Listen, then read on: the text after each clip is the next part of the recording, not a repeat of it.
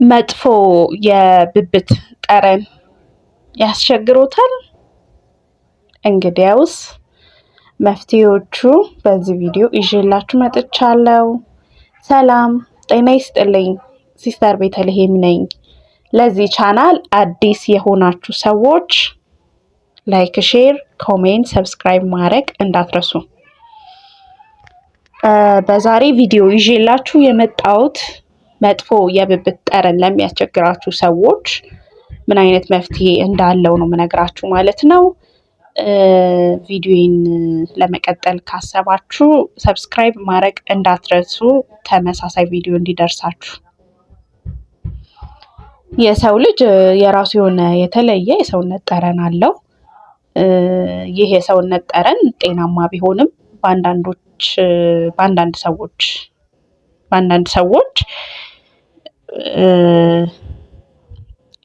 በአንዳንድ ሰዎች ዘንድ ከመጠን ያለፈ ይሆንና ከራስ አልፎ ሌሎችንም የሚረብሽ አይነት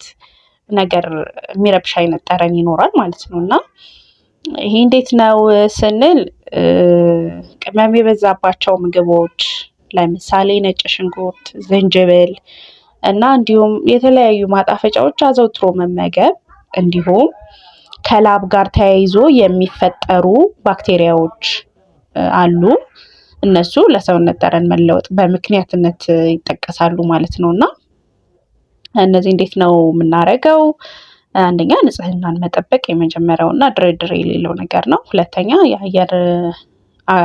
የአየር ማቀዝቀዣዎችን መጠቀም፣ እንደ አየሩ ሁኔታ ሳሳ ያሉ ልብሶችን መልበስ፣ ልብሶቻችንን በአጭር ጊዜ ልዩነት መቀየር፣ ቅመም የበዛባቸውን ምግቦች ከመመገብ መቆጠብ፣ ጸረ ባክቴሪያ የሆኑ ሳሙናዎችን መጠቀም፣ ላይክ እንደ ዶድረንት አይነት የላብ ማጥፊያ ከመጠቀማችን በፊት ደግሞ ብብታችንን ደረቅ መሆኑን ማረጋገጥ ለችግሩ በመፍትሄነት የሚነሱ ወይም የሚጠቀሱ ናቸው ማለት ነው።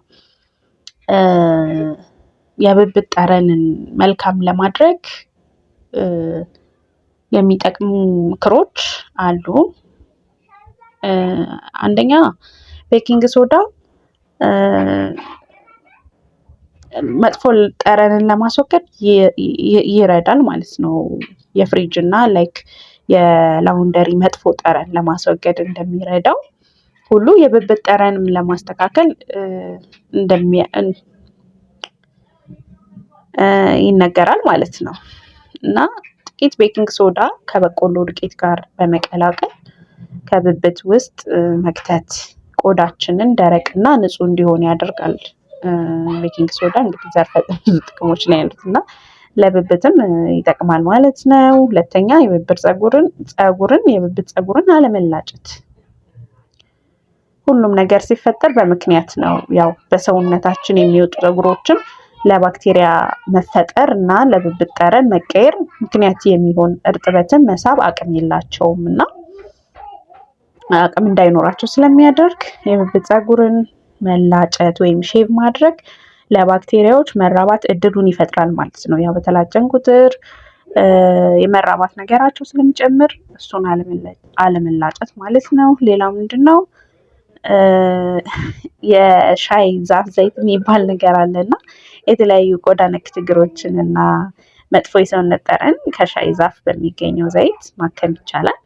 የዚህ ዛፍ ዘይት በጸረ ባክቴሪያ እና ጸረ ፈንገስ ይዞታው ነው የሚታወቀው እንግዲህ እና መጠነኛ የሆነ የሻይ ዛፍ ዘይት ከሮዝ አበባ ውሃ ጋር ቀላቅሎ መቀባት መጥፎ ጠረን ያስወግዳል ማለት ነው። ተፈጥሯዊ ሳሙናዎችን መጠቀም፣ መላ ሰውነታችንን በተፈጥሯዊ ሳሙና መታጠብ መጥፎ የሰውነት ጠረንን ለማስወገድ ይጠቅማል ማለት ነው። ከወይራ ዘይት እና ሶዳ እንዲሁም ደግሞ ከፍየል ወተት የሚዘጋጁ ተፈጥሯዊ ሳሙናዎች አሉ እና የቆዳ ውበትን ከመጠበቅ ባለፈ ማራኪ የሆነ ጠረንን ያላብሳሉ እና በነዛ ሳሙናዎች መጠቀም ያስፈልጋል። አልኮል እንደ ቮድካ ያሉ ሽታ አልባ የሆኑ የአልኮል መጠጦችን በስፕሬይ ብብትን መርጨት መጥፎ ጠረንን እና ባክቴሪያዎችን ለማስወገድ ይረዳል ማለት ነው። ይሁን እንጂ አልኮል ልንጠቀም የሚገባው ደግሞ ልብስ ከመልበሳችን በፊት ነው። ሌላው ሎሚ የቆዳችንን ፒኤች ስለሚያስተካክል ማለት ነው፣ ፒኤች ሌቭላችንን ያስተካክላል። ምክንያቱም የሎሚ ቁራጭን ከብብታችን ስር በማድረግ ለ15 ደቂቃ መቆየት ቀኑን ሙሉ መልካም መዓዛ እንዲኖረን ያደርጋል። የአፕል ጭማቂ፣ ውሃ እና የሎሚ ጭማቂ በደንብ በማዋሃድ በመርጫ ወይም በስፕሬይ መርጨት።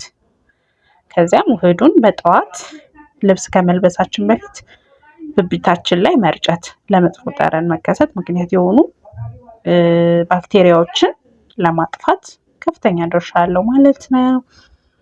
ሌላው ደግሞ ሃይድሮጅን ፐሮክሳይድ ነው።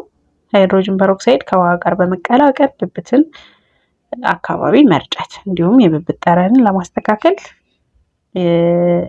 ይጠቅማል ነው እንደሚጠቅም ነው የሚነገረው ማለት ነው። እና በእነዚህ መልኩ መጥፎ ጠረንን ማስወገድ እንችላለን።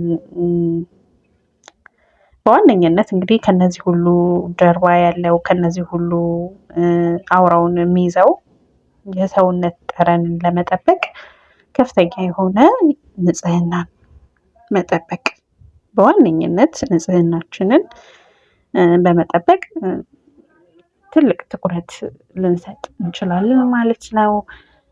ለዛሬ ይሄን ካልኳችሁ በሌላ ቪዲዮ በተመሳሳይ ቪዲዮ እስከምንገናኝ ቸር ሰንብቱ።